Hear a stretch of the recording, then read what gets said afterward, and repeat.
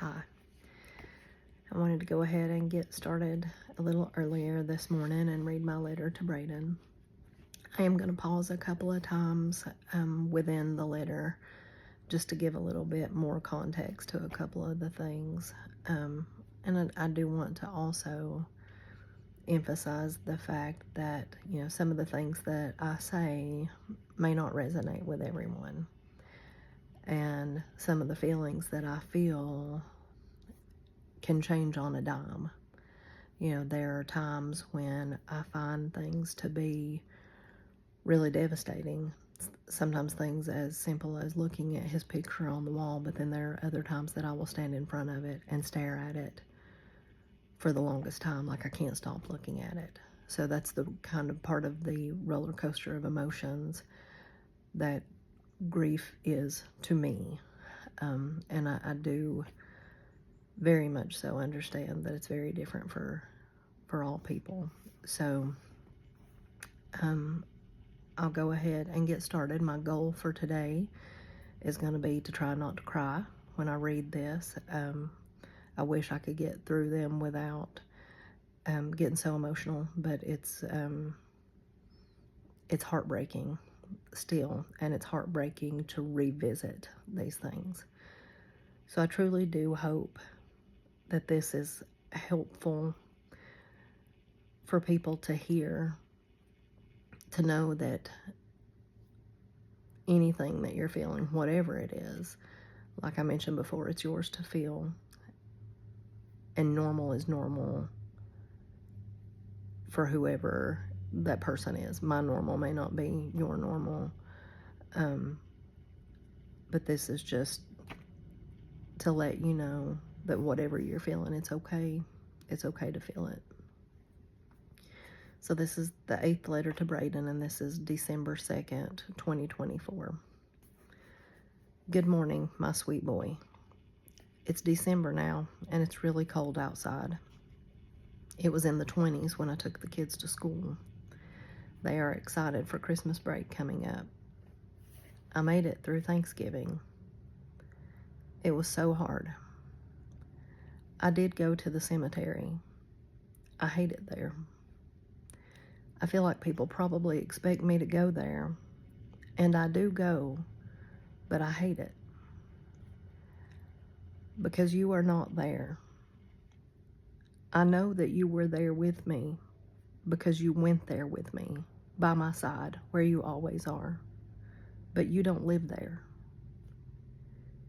Yet every time I go there, I feel like I'm leaving you behind when I leave. Nothing feels good about it. I hope that you understand, and I believe that you do. And I want to pause there for just 1 second. I do go to the cemetery, to Brayden's gravesite. It's crushing to me. And like I said, I feel like he's there because he goes with me, because he goes with me everywhere I go. And even though I feel that, and I truly do feel that, I have this feeling of leaving him behind when I leave. So it makes it very, very hard to be there, and it makes it very, very hard to leave there. And I also become hyper aware of things.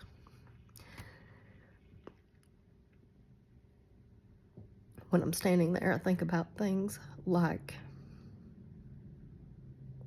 his body is in the casket in the ground underneath my feet.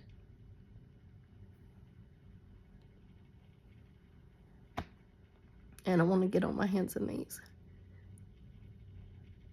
and dig up the ground and get him out.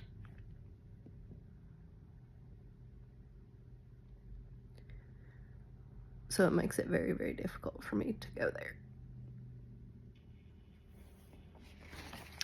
Okay. Carrying on. Mom told me that she spent a lot of time praying while she was at the church decorating on Saturday. Mom is my mom. She was praying specifically for a sign from you. She said that night she got woken up 3 times by very loud music playing in her house. She thinks it was coming from you, and so do I. Thank you, baby. She needed a sign from you so badly. I want to pause there as well. That particular night, my mom was woken up by a song playing in her house. And it was a specific song. The song from, it was like late 70s, early 80s, Baby Come Back. She couldn't figure out where it was coming from. And she finally figured out that it was coming from the sound bar in her living room. The TV was not turned on. But 3 different times, she went back to bed, laid back down, this song came back on. And this happens to be a song that Brayden liked. Brayden had a very vast taste in music. He loved all genres of music, but loved a lot of songs from that time period and would listen to them, and that was one of them. And that song came on in my mom's house, awaking her from her sleep with no apparent explanation. And she felt like that was coming from Brayden, and so do I. I pray with Landon, that's my son, every night, and he prays a lot for you to send us signs. So please keep them coming. I did a lot of decorating for Christmas this weekend. I'm a little later getting it done than usual, but I tried to make it really special. I decorated quite a bit more than I have in the past. I know how much you love Christmas. I hope you love the decorations.